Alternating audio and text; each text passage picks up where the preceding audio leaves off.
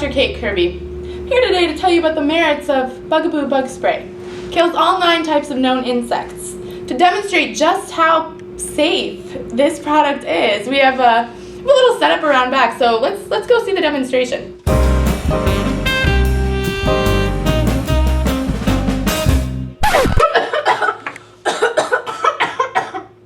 Once a bug comes in contact with DDT, it is absorbed into their entire nervous system. Shortly after, it is spread throughout their entire body and kills those pesky insects.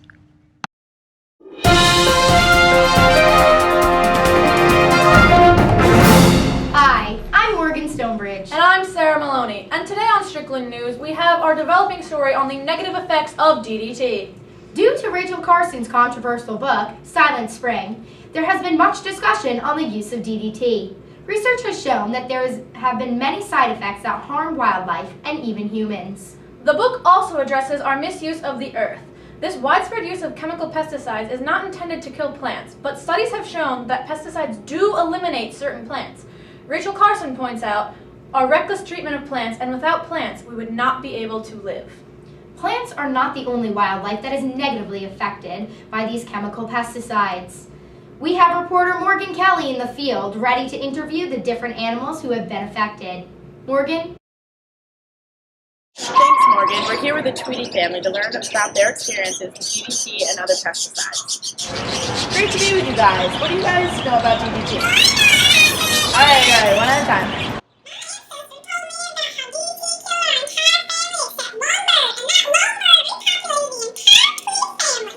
What has your experiences been with DDT and other pesticides?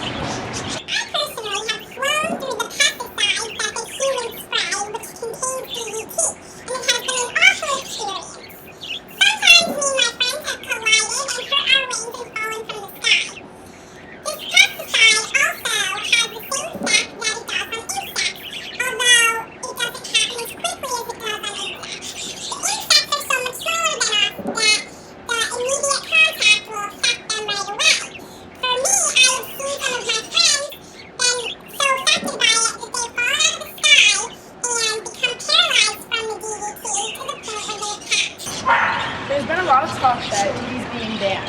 What are your opinions on it? I think that the banning of DDT is great. The chemicals wreak havoc on our bird community. Throwing chemicals. Now we're here with Simba to get his story on how DDT affected his family and his life. Simba, what do you know about DDT? I know that it hit the bird population and the fish population harder than our cat population. How has the DDT and the pesticides affected your life? These deathly chemical pesticides really affected the bird and fish population, which also affected our population. We depended on the birds and fish for food, and since their population started to decrease, our population decreased as well. Do you have any other thoughts you'd like to add on DDT?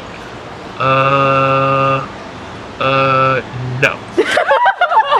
There were numerous animals who've been negatively affected by these chemical pesticides. I got the opportunity to sit down with literary expert Catherine Kirby to discuss Rachel Carson's book, Silent Spring, to further our knowledge on this topic. Let's take a look. And we're here with our literary expert, Catherine Kirby. Now, Catherine, Silent Spring by Rachel Carson. Very popular book. Growing popularity. It has so many interesting aspects to it. Would you care to elaborate on that and tell our wonderful viewers at home why they should go out and buy this book? Thank you, Sarah. I would. Here's my copy. So, Silent Spring, literary breakthrough. I'm not sure if any of you have already read the excerpts in the New Yorker, but the book opens with a very vivid scene. It's painted beautifully by Carson. It immediately allows the audience to connect with a subject matter that's, to be honest, it's not relevant to everyone. I mean, she argues that it is, but so far, we haven't seen this relevance at home. So, it's a very strong voice. Her syntax, the sentence length variation, is beautiful. It keeps the flow going. So, for example, we have Carson discussing the sagebrush in the Midwest and the disappearances and how that's affecting the ecosystem there. And she says, the low sage of the foothill ranges shelters their nests and their young. The denser growths are loafing and roosting areas. At all times, the sage provides a staple food for the grouse. Yet it is a two-way relationship. So there we have a long, winding sentence, several clauses.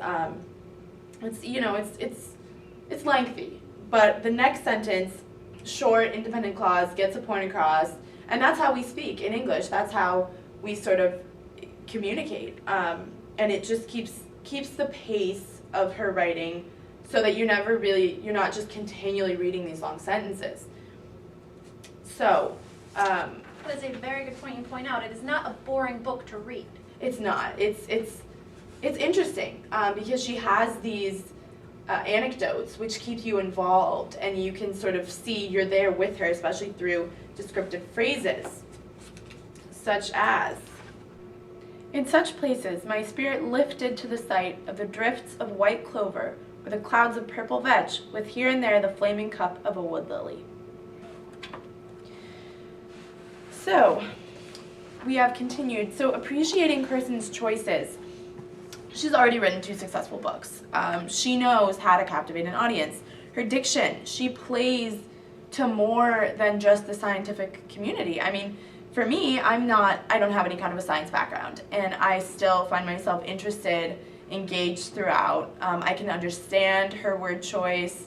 There are some things that, I have to understand through context, but it really, really shines through that she can realize who her audience is. I have noticed that as I read her other bestsellers, that she really tries to make that connection with her audience and make her audience feel like she is with them as they read the book.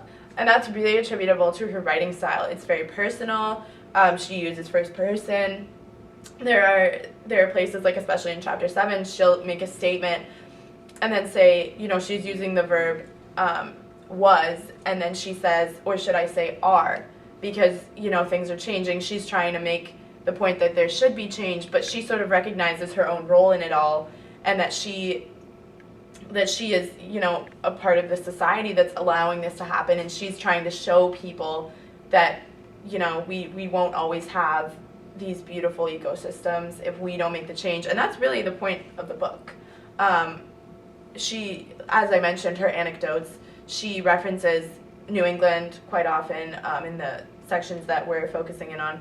And she talks about Maine and about driving along the road, something everyone does. And when you're driving along these roads, you're used to seeing beautiful greenery and flowers, and she's saying that's disappearing, and we're not going to get that back. So, Sarah, I'd just like to recommend all of the viewers, the audience, to get a copy for yourself, get a copy for your kids, get a copy for your parents. It's relevant right now. Catherine, thank you so much for coming, and yes, as she has said, please go out and buy this book. It is wonderful. You will not regret it.